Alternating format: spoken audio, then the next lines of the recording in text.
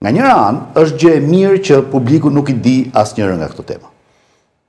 Sepse publiku ka gjithmonë tendencën të ushtrojë presion. Dhe në rast të tilla presioni nuk është shumë I përshtatshëm në pjesën profesionale flasim.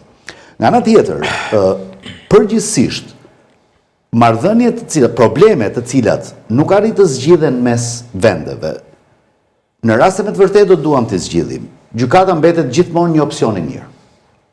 Qoftë kjo gjykata e Hagës, gjykata ndërkombëtare e drejtësisë, apo gjykata e Hamburgut, e cila është gjykata direkte e UNCLOS-it, e marrëveshjes detare, e drejtës detit.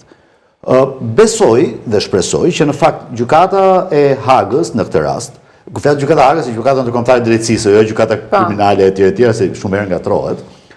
Gjykata e Hagës është përballur me mjaft çështje të ngjashme, ka dhënë zgjidhje problemeve mjaft më të komplikuara, dhe si e tillë do të ishte pozitive për mendimin tim nëse Shqipëria dhe Greqia binin dakord për të shkuar në gjykatë, sepse për mënyrën se si kanë ardhur gjërat, në këndvështrimin tim, është e vetmja zgjidhje deri diku normale dhe e pranueshme për palët. Kështu që besoj se problemi tjetër qëndron në faktin kur procesi I negocimit ka zgjatur pafund. Ka filluar në vitin 2020 dhe jemi në 2026. Me shumë mundësi nuk do mbyllet këtë vit. E shoh shumë të vështirë të mbyllet këtë vit. Me këto ritme patjetër. Dhe me këto ritme që po ecën, dhe sidomos të mos harrojmë faktin që në tryezën e presidentit të Republikës, prej 2 vjetësh mos gaboj tani se koha fillon të bëhet relative, ka shkruar një vendim për të nominuar grupin negociator, I cili nuk ka ndodhur ende. Dhe ky është një problem tjetër.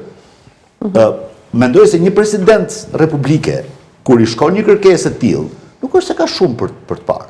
Do shohë si vit aty që kanë shkuar, do shohë sa I plotësojnë kushtet standarde apo jo, dhe nëse I plotësojnë do t'i firmosin, nëse jo do të thumë sillin ca të tjerë. Përse ka volum tjetër. Por nuk ka bërë asnjë këto. Është qartë. Nëse arrihet zoti Suli një marrëveshje detare Shqipëri-Greqi në Hagë, supozojmë që më është e kryer, çfarë ndodh me çështjet e minoritetit?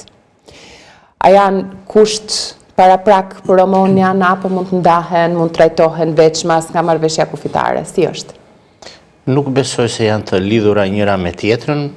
Shpresojmë që të arrihet një orë më përpara zgjidhje e çështjes së detit, kurse të drejtat e minoritetit janë një gjë që Shqipëria duhet t'i zbatojë në kuadrin e antarësimit në Bashkimin Evropian, në kuadrin e Kartës së të drejtave të njeriut dhe lirive themelore. Është sigurisht do jetë një mjet presioni dhe do ngrem zërin tërkohën si përfaqësues të minoritetit grek në Shqipëri, dhe sigurisht që dhe qeveria greke nuk ka për ta toleruar, për ta vazhduar aty ku e la zoti Lubonja, nuk ka për ta toleruar, pavarësisht takimit që dhe